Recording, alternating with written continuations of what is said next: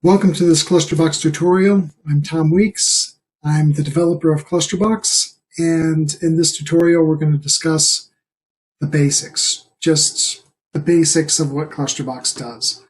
So I've set my investigation range here, so we can unset it, and then we can just set a certain time and place. So say March 30th, Clusterville. So you just have to enter any. So if you're going with the weekly, investigation range, just any date inside of that investigation range will do. Press set, and it sets to the first day of that. Sets to the first day of that service week. And it gives you more information down here. Okay, so I've already entered in some information for these carriers. So Olivera, the overtime desired list carrier, she worked 5 hours, and I put in the sick code for sick leave. So she worked 5 hours, she went home on sick leave. Armchair, he's a no list carrier. I put him in for 10 hours. Back. Arrowhead, work assignment list carrier. She worked 10 hours and multiple moves on 2 different routes off of her own assignment. Go back. Basil worked 10 hours on his NS day, so I put NS day down here in this code. Technically, this is his NS day, but just for the sake of example, we're going to put it here. So yeah, the NS day, you can see the NS day is always in red. So that's just a handy guide. And Armchair. Okay, Armchair is a no list carrier. We put him in for 10 hours. And Big Chill, we put him in for 8 hours of annual leave. So this is annual leave, 8 hours. Go back. Okay, let's see what this looks like in the spreadsheet.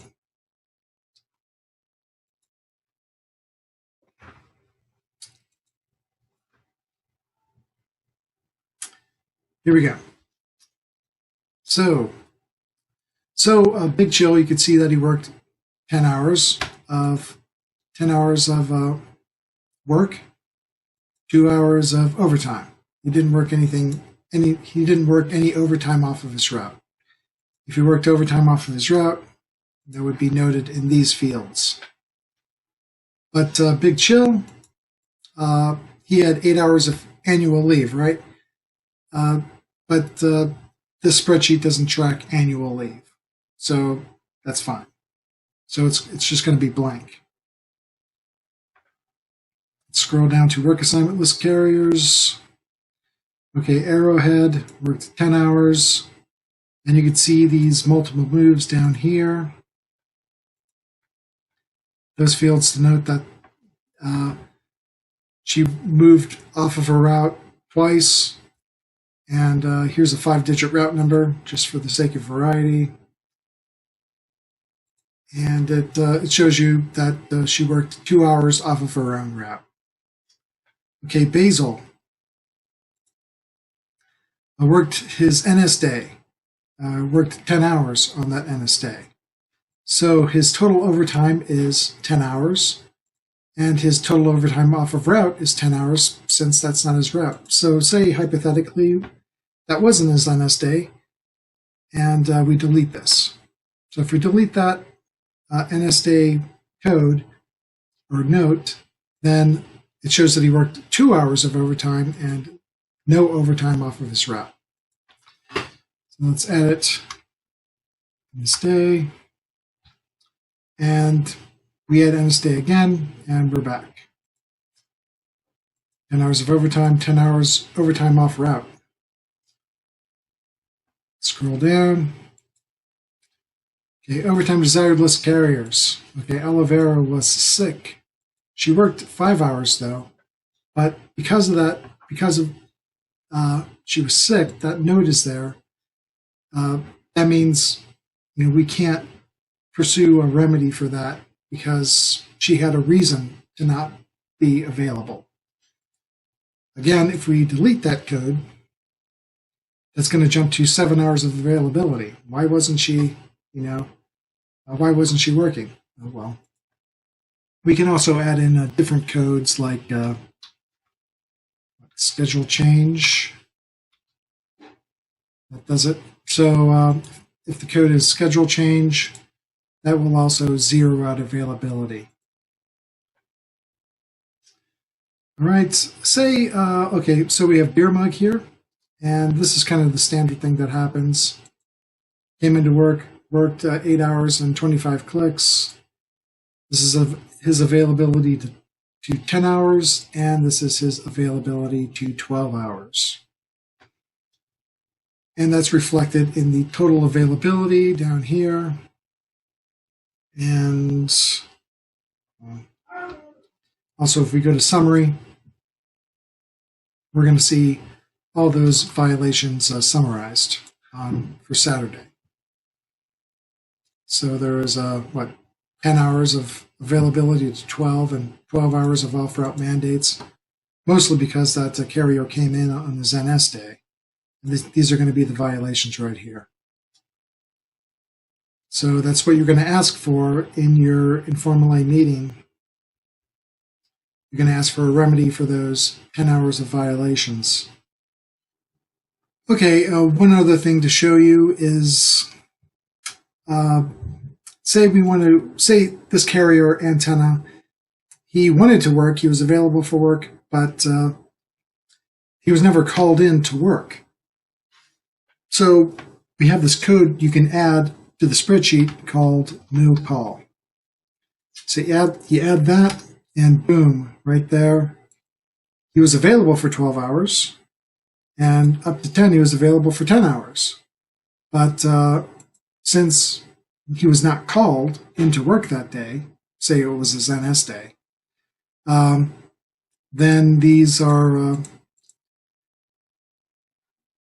there's availability there that should have been used by management before they mandated carriers off the route. And that's also going to be reflected in the summary. You see this availability to 12 has gone up considerably, and the violation is now greater. So looks like he's entitled to a remedy. That's about it. Just be cautious here when you're with these spreadsheets. Say you have the spreadsheet open, you try to open the spreadsheet again. Because you didn't close out this spreadsheet. So you can have spreadsheets for different weeks open, but before you generate a new spreadsheet for that identical week that you're working on, you have to close it out and then regenerate it.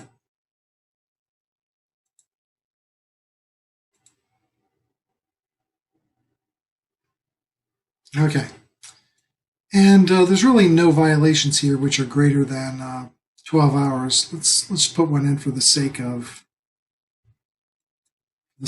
argument here. So let's say this carrier worked 13 hours on this day. Submit. So I could just show you really quick the Overmax spreadsheet.